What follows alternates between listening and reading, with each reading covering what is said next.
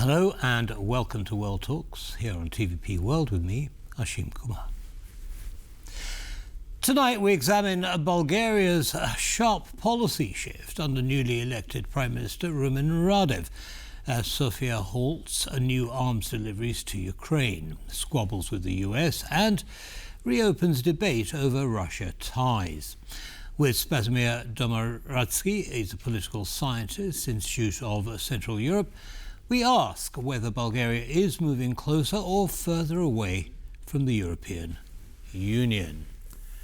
Hello and welcome back to TVP World. Thank you for taking the time. Hello. So, Spasimir, let's start with a meeting between the Moldovan Prime Minister, Mr. Munteanu, and Mr. Radev in Sofia yesterday, I believe it was. And one of the topics on the agenda was the rights of Bulgarians, a Bulgarian minority, in Moldova. I believe there are about 65,000 or 2% of the Moldovan population. What do you think those rights might be that were discussed? Well, let's put it that way. Moldova is one of the countries with the highest percentage of Bulgarian minorities, together with Ukraine. The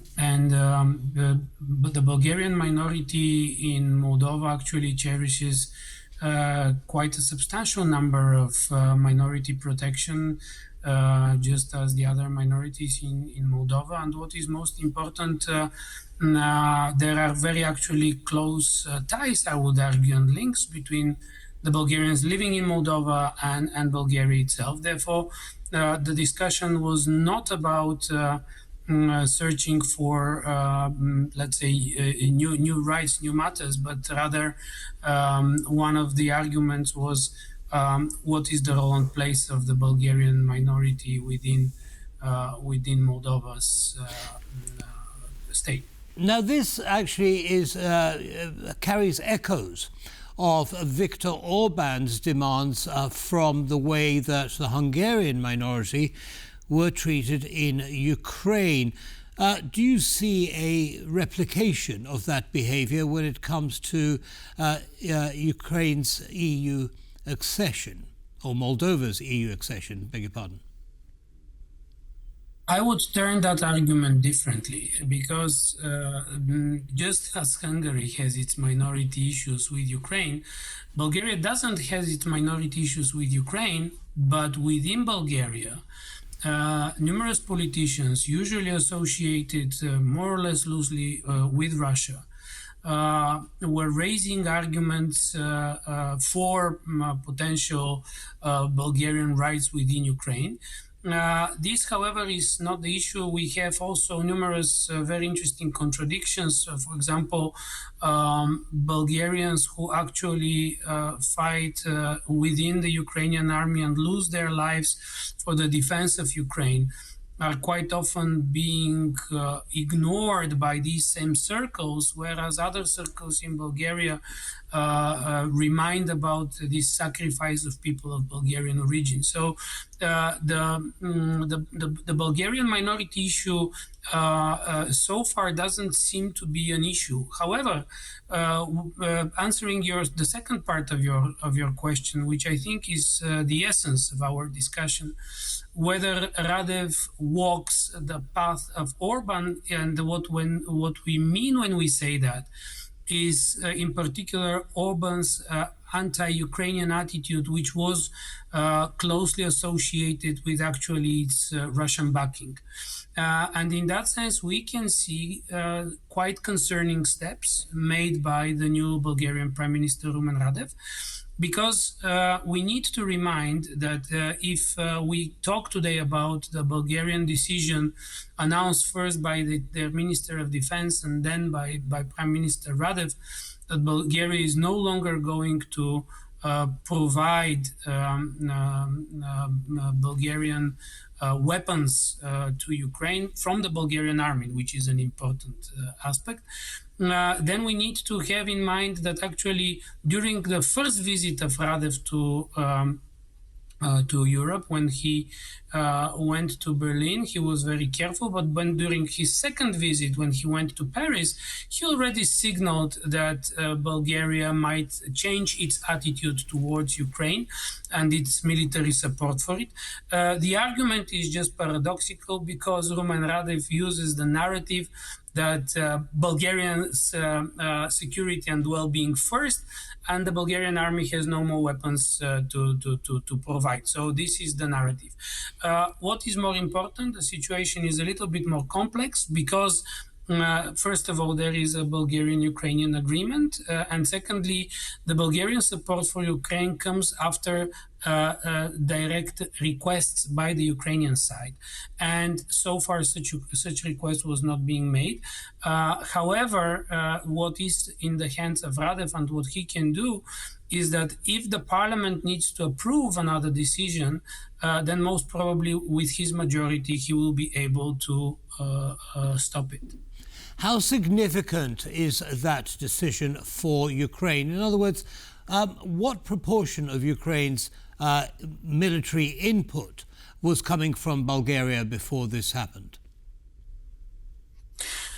Bulgaria's role in supporting Ukraine is actually consistently declining.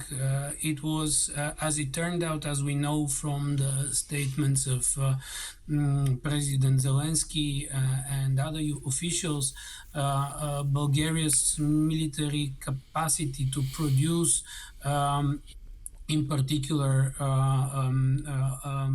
arms for the Soviet type of military equipment in the Ukrainian army played a crucial role in the first months of the Russian full-scale invasion. Now with the time and with the growing number of Western-produced weapons, with dependence on other equipment, the Bulgarian role is declining. And my argument here would be that it is not so much actually a decision intended to become a game changer in the war in Ukraine in any way. It is much more important internally, where actually Radev is preparing the ground to become more Orbanite. Okay, let's move on now to a slight squabble between the United States and Bulgaria. It concerns visa-free travel for Bulgarian citizens to the United States, which at the moment is not being allowed by the US administration. In return, Mr. Radev has said that US bases may no longer continue to exist within Bulgaria, and these are bases for military aircraft, which are supporting the war in Iran at the moment. What do you make of that situation? Well, let's put it that way. First of all, the big question mark was not so much about the American military bases in Bulgaria, but about the fact that since February we have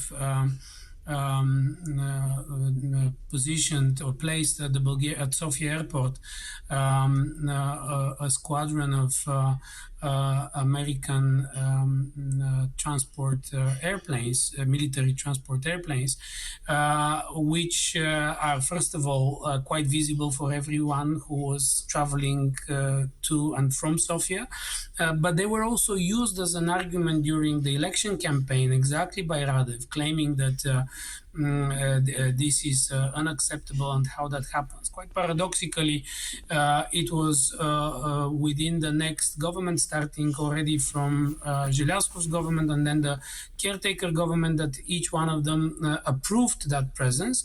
And Radev himself also approved it after becoming a prime minister. What is the difference is that he really decided to push forward the visa argument, which is ridiculous because the visa has nothing to do with the stationing of the American airplanes.